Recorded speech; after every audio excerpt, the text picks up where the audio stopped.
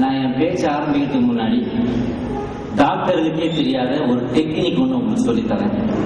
ஓகேயா? உங்களுக்குலாம் ஓகேயா ஸ்டூடெண்ட்ஸ்? ஓகேயா?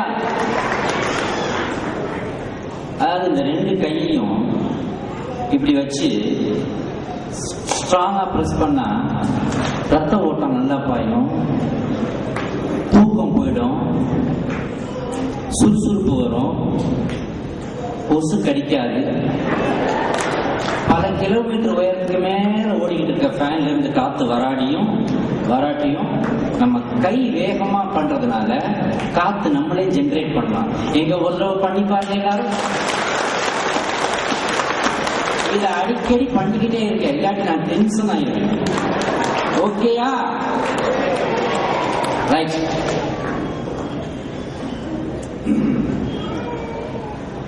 அன்பே அப்துல் கலாம் கவிதை நூல் வெளியீட்டு விழாவுக்கு இந்த தெய்வீகம் திருமண மண்டபத்தில் வரவேற்புரை நல்கிய பேராசிரியர் டாக்டர் கவிஞர் PK ராம்கமால் MDS அவர்களே, எங்க அந்த டெக்னிக்கை விட்டீங்க?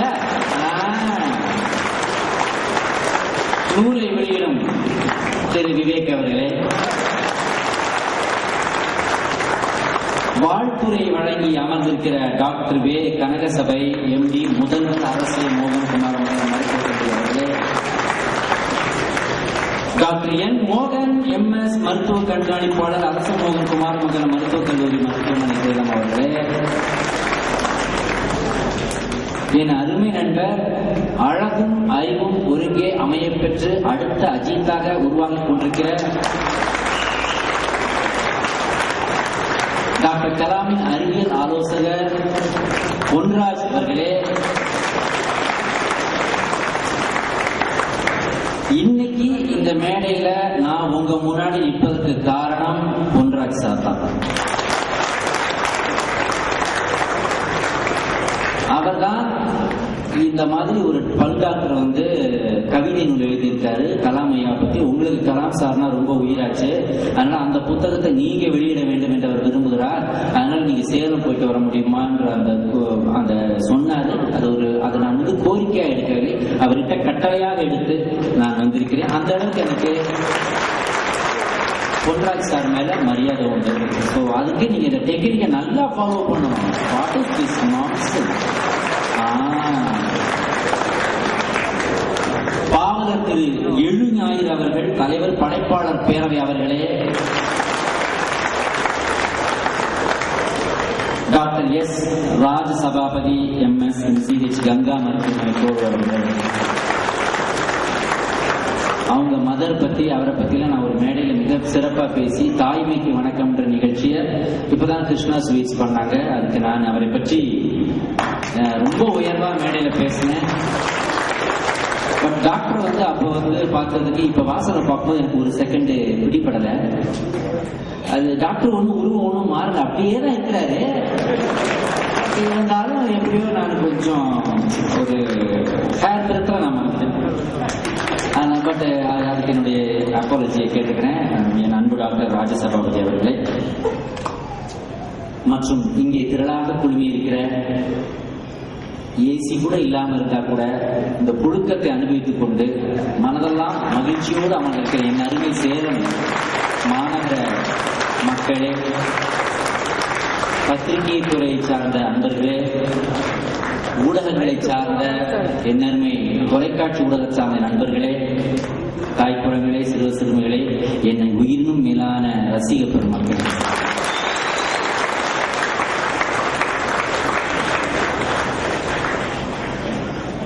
அன்பே அப்துல் கலாம் இந்த டைட்டில கேட்டவங்க என்னடா இது லவ் லெட்டர் எழுதுற மாதிரி ஆரம்பிக்கிறாரு. அன்பே ஆறுதலே கற்கண்டே கடிதசம் இப்படிதானே ஆரம்பிக்கும். அன்பே அப்துல் கலாம்னு கலாமுக்கே லவ் லெட்டர் எழுதிட்டாரு. ஆமா, கலாம் வந்து டாக்டர் கலாம் இந்தியாவே லவ் பண்ணுது, அதுல மாற்றம் இல்லை. ஆனா யாரும் அவருக்கு அன்புள்ள அப்துல் கலாம்னு எழுத மாட்டாங்க. ஐயா மரியாதை கொடுத்து அன்பே அப்துல் கலாம் ஒரு உரிமையோட அழகா சொல்றாரு அப்படின்னு நினைச்சேன். அப்புறம் தான் நினைச்சேன் அதுக்கு இன்னொரு ஒரு அர்த்தம் இருக்கிறது. எப்படின்னா அன்பே அப்துல் கலாம்ன்ற மாதிரி கருணையே அன்னை தெரசா,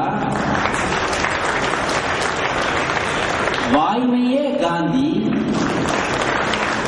கவிதையே பாரதி, அதுபோல் அன்பே அப்துல் கலாம்.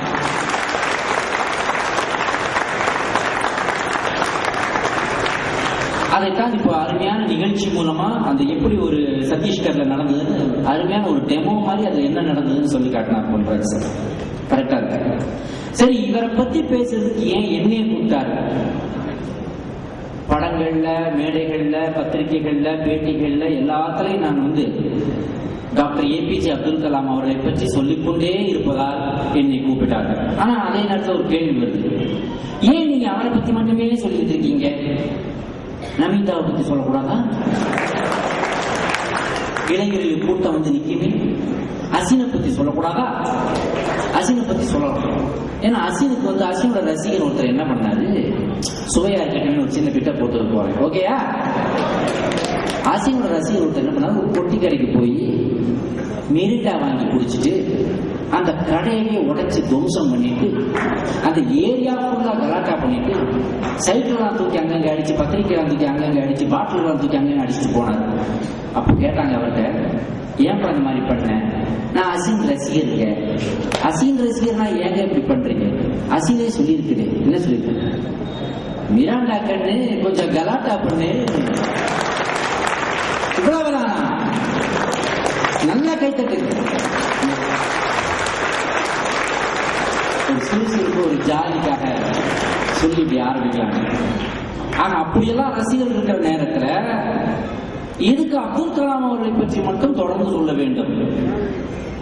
நான் மேற்சொன்ன நபர்கள் எல்லாம் கொஞ்ச காலம் புகழின் விளிம்பில் இருப்பார்கள், அப்புறம் அது மாறலாம், அந்த இடத்தை வேறு சிலர் நிரப்புவார்கள், அதுவும் போகும். This will also pass, இதுவும் கடந்து போகும் என்று வேதத்தில் சொன்னதை போல அதெல்லாம் கிராஸ் பண்ணி போய்கிட்டே இருப்பாங்க, பாசிங் கிளவுட்ஸ், நான் உள்பட. ஆனால் என்றும் இந்தியாவின் அனைத்து மாணவர்கள் மனதிலும், இளைஞர்கள் மனதிலும், பொதுமக்கள் மனதிலும் என்றென்றும் நினைக்கக்கூடிய all India super star Abdul Kalam. அதனால்தான் அவரை பற்றியே தொடர்ந்து எல்லாரையும் சொல்லிட்டு. ஓகே, அந்த அப்துல் கலாம், அன்பே அப்துல் கலாம் டைட்டில் சூப்பரா இருக்குது. டைட்டில் நல்லா தான் இருக்கும், உள்ள மேட்ரு. ஏன்னா இப்ப படங்களுக்கே டைட்டில் எப்படி வைக்கிறான், மக்களை உள்ள வர வைக்கிறதுக்காக டைட்டிலே கவர்ச்சி கொடுக்குறான். எப்படின்னு நீங்க பார்த்துருப்பீங்க, 36 Chamber of Shaolin அப்படின்ற இங்கிலீஷ் படம், அருமையான ஃபைட் மார்ஷல் ஆர்ட்ஸ் படம். அதுக்கு என்ன தமிழ்ல டைட்டில் வச்சான்? 36 மொட்டைகளும் ஒரு முரட்டு பெண்ணும் வச்சான். 36 மொட்டையை பார்க்க போனாலையோ அந்த முரட்டு பொண்ணை பார்க்கலாமே பல பேர் உள்ள போனோம். ஆனா கதைக்கும் அதுக்கும் சம்மந்தமே. இன்னும் பரவாயில்லையே, இந்த